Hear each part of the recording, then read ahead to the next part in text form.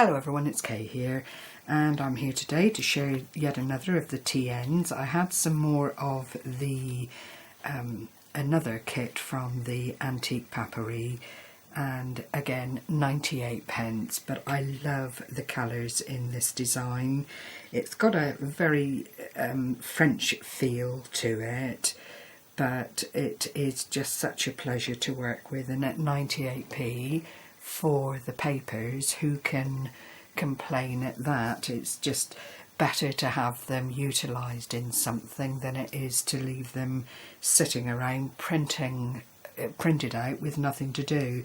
So I've got this one to share with you, and then some embellishments that I've made. So we'll start with this one, and I'll just do a very quick and fulsome walk through. There's a lovely little embellishment here with the Eiffel Tower on it, a little bit of lace applique. Then attached to it, but it is detachable, is this lovely little flower with a glass pearl in it, and it's anchored down with bronze bald head pin, but it hangs quite nicely on the side of the journal, as I hope you'll agree. I've made the journal out of cardboard, very substantial, used some pom-pom trim on the bottom, and you'll see how that goes shortly. And then on the front of this lovely TN, I've utilised some glossy accents, which I'm trying to get the camera to pick up for you, and it's not really. I'll try the light on it. Oh yes, there we are. I've just highlighted bits and pieces of the design to make it jump out and just give it another extra bit of texture to reinforce the beauty of the vase and the flowers. So that was the front cover. The back is absolutely plain. You'll see the corrugated card that I've used. I've not tried to mask it in any way. It is what it is. And the closure is then the ribbon with an eyelet on the side gate, which folds over to the front, as you can see. It then opens out, and there are immediately more of the wonderful papers. I've not used the glossy accents throughout. I mean, at the end of the day, if you wanted to write on it or add something else to it, then that would be entirely up to the recipient. I've then got some coffee dyed papers, not a lot, but some.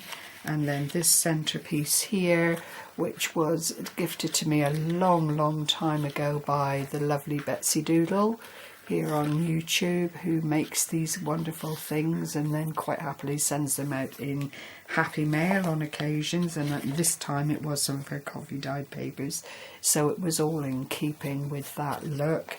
There's a little flap of the coffee dyed paper here, so you could journal on it if you wanted to. It then opens out concertina wise, and you see what I mean about these glorious papers. This is the rabbit mama and her little children. She's got 4 of them there.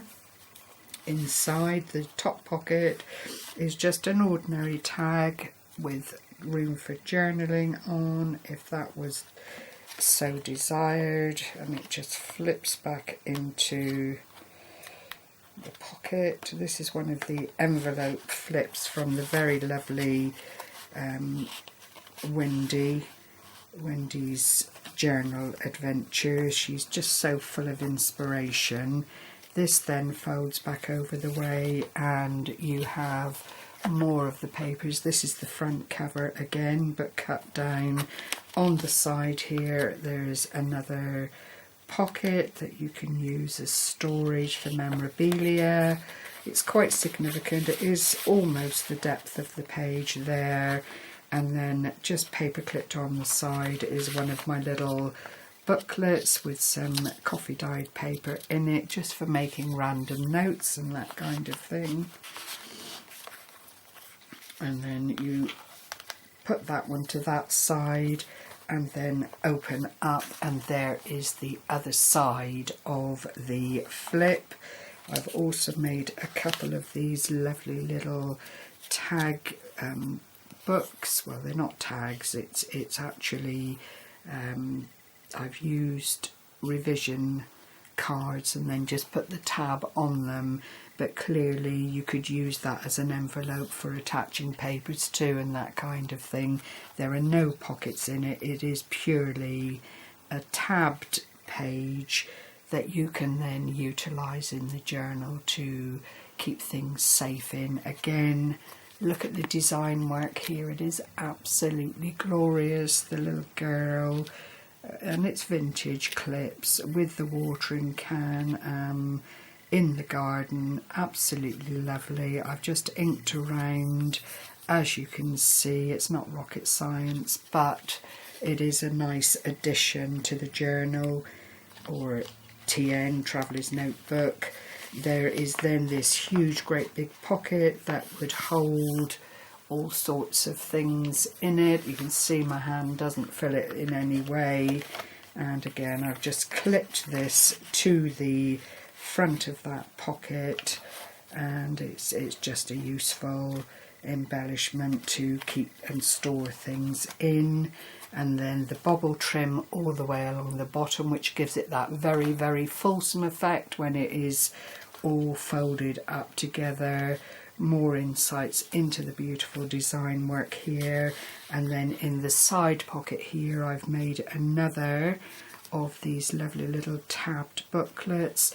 You could add papers to it if you wanted to, but for me it would just be that you utilised it to paperclip bits and pieces into it to keep them safe within the pocket. And of course it never hurts to have the little tabs showing either side for dimension and goodness within your traveller's notebook. That then opens up again. As I showed you before, we've got the little girl here, and there is the overall. It's actually 8 inches by 4.5, but by the time you extend and so on, it really is quite a significant TN. You then, oops, stuck a little bit with the blessed bobble trim there. This is the back then of that pocket, all beautifully decorated. Another of Betsy Doodle's lovely feathers, and if I show you, it is really quite a lovely piece of work. It's just been cut up and then it's been glittered and sequins used to embellish and give that little bit of glitter there. I will leave a link to Betsy Doodle's channel underneath, but I think most of my subscribers will know her anyway. And then that closes over like that, and then you've got 2 more pieces of the coffee stained paper with the decorative edge, and then a totally plain sheet here, which again you could utilise, maybe put a pocket in if you wanted to.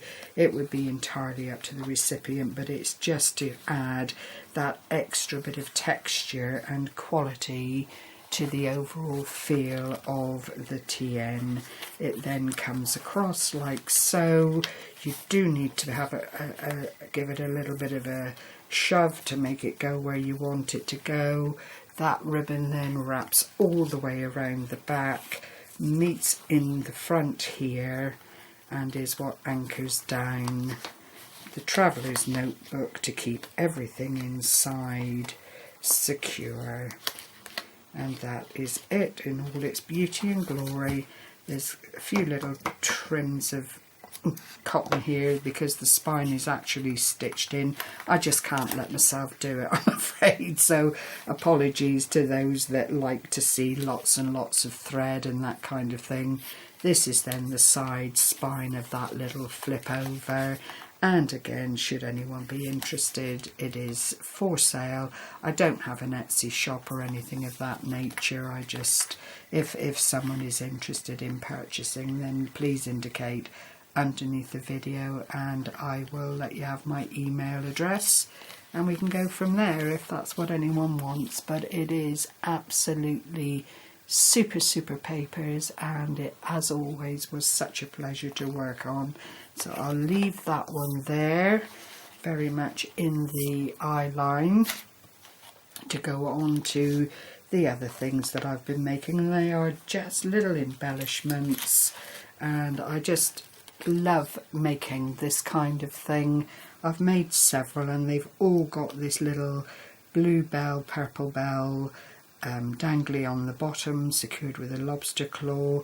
I've used glossy accents as features on the little embellishments. They're held together with this lovely light bulb pin, or dressmaker's pin as some people call them, with the lovely little green gem, just finishing off the whole image of the embellishment. And I did actually go on to make several of these and then mounted them in card, because they are ideal for little gifts to put in racks and that kind of thing.